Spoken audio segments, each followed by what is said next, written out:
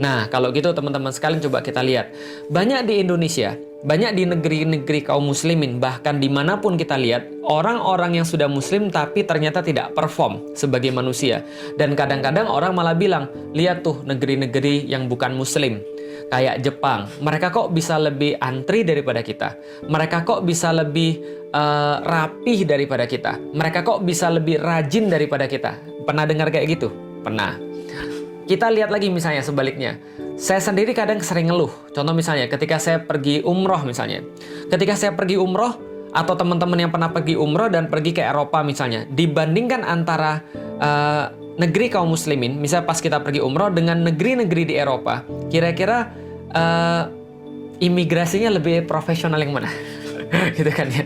Jelas lebih profesional orang-orang yang ada di Eropa sekarang. Dan orang-orang jadi bertanya, jadi sebenarnya mereka itu muslim dan teorinya keren, teorinya bagus, tapi kok nggak bisa diimplementasikan? Tapi kok nggak bisa dipraktekkan? Sementara orang-orang yang bukan muslim, yang kita bilang nggak punya akidah, ternyata mereka lebih bisa mempraktekkan tentang kejujuran, tentang kerja keras, tentang keramahan, tentang kepedulian, dan seterusnya. Nah, ini ada masalahnya di mana?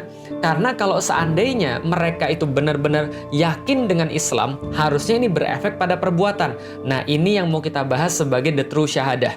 Apa kemudian goals daripada pembahasan daripada true syahadah ini? Kita menjadi tahu bahwa orang muslim itu yang dinamakan muslim yang sempurna adalah yang bisa mengekspresikan keyakinannya untuk bisa mempengaruhi kehidupan dia.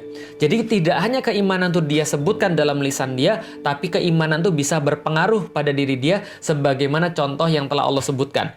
Bahwa asluha tsabitun, kalau seandainya akarnya sudah kuat, maka harusnya wa far'uha fis sama. Maka itu bisa menjadi sebuah jalan bagi dia untuk menumbuhkan cabang-cabang yang mengarah ke udara.